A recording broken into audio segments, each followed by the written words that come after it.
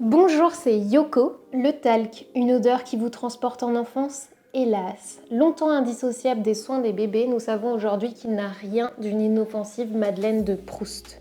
Controverses et études pointant les dangers du talc se sont multipliées sans qu'aucune recommandation officielle, sans parler de la législation, n'intervienne. Et si vous pensez ne plus être concerné, vous avez tort, car il est partout.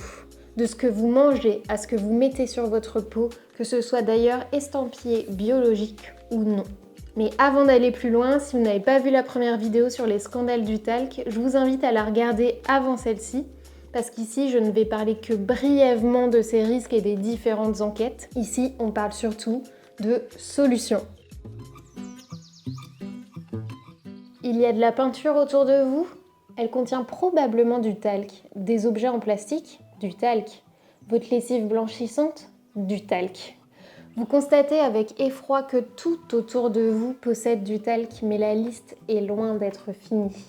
Il y a aussi l'électroménager, les emballages, les tubes, les caoutchoucs, le papier, les pneus de votre voiture. Envie d'un bol d'air et de faire un petit peu de jardinage? Certains engrais contiennent eux aussi du talc. Envie de se remonter le moral avec des bonbons? Encore du talc. Et si tout ça vous a rendu malade, sachez que bon nombre de médicaments contiennent eux aussi du talc. La pilule a du mal à passer? Aujourd'hui, on est là pour les éradiquer. Bonne nouvelle, le talc avance presque à découvert. Pour le repérer sur les listings de vos produits, cherchez talc, tout simplement, ou l'appellation CI 777-18. Oui, c'est là que ça se complique. Il faut retenir 777 et j'avoue que 666 aurait été mieux en moyen mémotechnique. Vous le trouverez sous cette forme plus souvent pour le maquillage car c'est son surnom spécial pour sa fonction de pigment. Et si vous ne souhaitez pas en manger, ce qui ferait encore sens malgré le manque de consensus, vous trouverez le talc alimentaire sous le nom E553B. Lui, ça fait beaucoup à retenir. Donc je résume, talc, CI 777-18 et E553B. En dehors de la simple boîte de talc facilement repérable, on retrouve aussi du talc dans les lingettes pour bébé et pour la toilette intime. Entre composition archi-problématique et impact environnemental catastrophique, ce n'est pas la seule raison d'abandonner ces lingettes jetables. Les déodorants et plus largement tous les produits poudreux, donc poudre pour le corps, produits anti-friction pour sportifs et bien entendu poudre pour bébé. Ajoutez les crèmes de toutes sortes, les produits de maquillage. D'ailleurs, en cosmétique bio, on peut les retrouver plus souvent dans cette catégorie-là. Pourquoi on le retrouve dans autant de cosmétiques? Il est abondant, bon marché et les différentes alertes peinent à surpasser le pouvoir du marketing. Je rappelle qu'il y a quand même 60 000 femmes qui portent plainte pour leur cancer lié à des cosmétiques contenant du talc et on en vante pourtant encore les mérites chaque année. D'autant que vous connaissez la meilleure? Desséchant, potentiellement irritant, le talc n'est pas l'ingrédient idéal pour la peau. Ce qui m'amène aux solutions bien meilleures pour votre peau et votre santé. Pour bébé, nul besoin de ça. En réalité, une bonne hygiène et routine suffisent normalement à éviter irritation et érythème. Voici nos 3 tips pour changer bébé. 1. Ça sent, on change. On peut évidemment prendre le temps de débattre sur qui changera bébé, mais il ne faut pas que ça dure des heures. Le temps est précieux et pour bébé, même s'il ne peut pas encore le dire, c'est plus confort. 2. Le nettoyage doit être doux, de préférence bio, sans sulfate et nécessite un rinçage à l'eau. Gardez à l'esprit que les produits qui ne se rincent pas et nettoient sont irritants car on ne peut pas à la fois partir à la guerre aux saletés et en même temps être aussi doux qu'un agneau. Un produit, une seule fonction. 3. On sèche. Bébé est plein de plis et c'est mignon, mais les plis humides, c'est une poule partie pour les irritations et les bactéries, voire même les champignons. Donc, on sèche avec un tissu doux en tapotant légèrement, sans appuyer comme une brute, ça serait contre-productif. Pour le reste, on peut nourrir de temps en temps pour renforcer et former une barrière protectrice. Au choix, une crème bio formulée spécialement pour bébé et sans talc, of course. Ou tout simplement un beurre végétal bio pur, non raffiné, ou encore une huile végétale bio comme le jojoba ou une huile de calendula par exemple. La bonne nouvelle, tout ça, ça s'applique aussi pour votre hygiène intime adulte.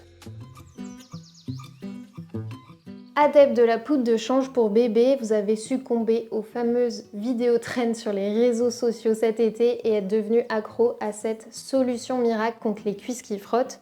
Optez pour d'autres poudres bien plus recommandables. Spoiler alerte, ça ressemble à une liste de courses, mais les ingrédients qu'on mange sont souvent les plus rassurants. Et si vous trouvez ça bizarre, je vous invite à lire vos listes d'ingrédients, car je suis plus ou moins certaine que la grande majorité d'entre vous possèdent des cosmétiques avec de l'huile de tournesol, alias Helianthus anus seed oil. Ingrédient pas cher et stable de choix pour les fabricants.